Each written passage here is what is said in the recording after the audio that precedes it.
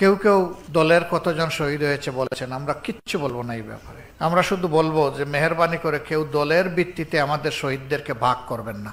আমাদের শহীদরা আমাদের জাতীয় সম্পদ, তারা আমাদের জাতীয় বীর, এবং এই রকম যারা লড়াই করে আহত হয়েছেন তারাও আমাদের জাতীয় বীর। আবু সাইদের বাড়িতে গিয়েছিলাম, এটাও ঠিক যে আমাদের আগে কেউ যায়নি। সেখানে যাওয়ার পরে তার মা বাপের মুখ দেখার সুযোগ আমাদের হয়েছে। একটা অতি গরিব ফ্যামিলি, একটাই সন্তান তাদের উচ্চশিক্ষার একটু সুযোগ পেয়েছিল, বাকি কেউ, আমার ধারণা, আমি জিজ্ঞেস করি না এই লজ্জায়, তাদের অবস্থা দেখে মনে হয়েছে কেউ এসএসসি পাশ করে নাই, এর নিচে সবার অবস্থা। সেই ছেলেটা গোটা দুনিয়াকে কাঁপায়ে দিল,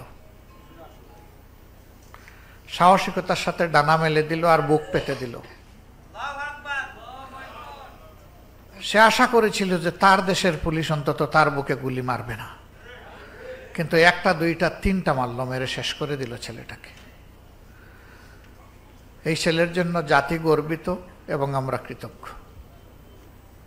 আল্লাহ তাআলা এই ধরনের ছেলে, এই ধরনের মেয়ে বেশি বেশি করে আমাদের মাদের গর্বে জন্মদান করুন, দোয়া করি। এই বীরই আমাদের দরকার বেশি বেশি করে। এই পরিবার এখন জাতীয় সম্পদ, যত শহীদ পরিবার সবগুলো জাতীয় সম্পদ।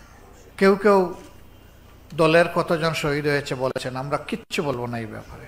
আমরা শুধু বলবো যে মেহেরবানি করে কেউ দলের ভিত্তিতে আমাদের শহীদদেরকে ভাগ করবেন না।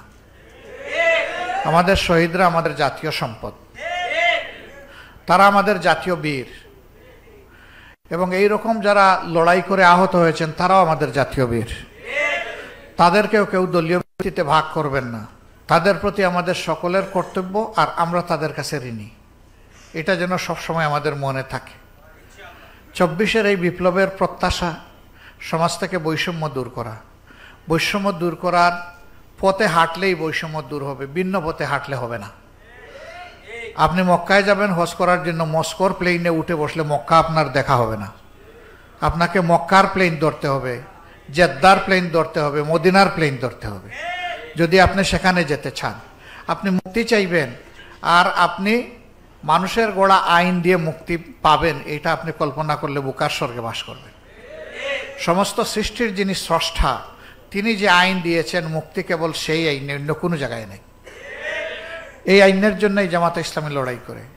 অন্যরা কি জন্য লড়াই করেন তারা বলতে পারবেন, তবে তাদের সাথে একান্ত আলোচনায় অনেকে বলেন যে ভাই, আমি যদি না থাকি আমার দল দিয়ে কি হবে? আগে দেখবো আমি কোথায় আছে, আমার পথ ঠিক আছে কিনা, আমি অমুক হইতে পারলাম কিনা, তমুক হইতে পারলাম কিনা। যদি আমি পারি আমার রাজনীতি ঠিক, যদি আমি না পারি আমি রাজনীতি করব না। আর জামাতে ইসলামের বক্তব্য এই ক্ষেত্রে ভিন্ন, যে জীবনেও যদি আমরা ক্ষমতায় না যাই, কোনোবারের জন্য একজন এমপিও যদি আমাদের নির্বাচিত না হয়, একজন মন্ত্রীও যদি আমরা ভবিষ্যতে না পাই, এই জন্যে আদালতে আখেরাতে আমাদের নাজাত আটকা পড়বে না। আমাদের নাজাত আটকা পড়বে আল্লাহ যে বিবেক দিয়েছেন, সেই বিবেক অনুযায়ী মানুষকে যদি সম্মান করতে না পারি, মানুষকে যদি ভালোবাসতে না পারি, তাহলে আমাদের নাজাত আটকা পড়ে যাবে। আমরা আমাদের সহকর্মীদেরকে একটাই কথা বলি, মানুষ আশরাফুল মখলুকাত, মানুষকে বেশি করে সম্মান করো এবং মানুষকে বেশি করে ভালোবাসো।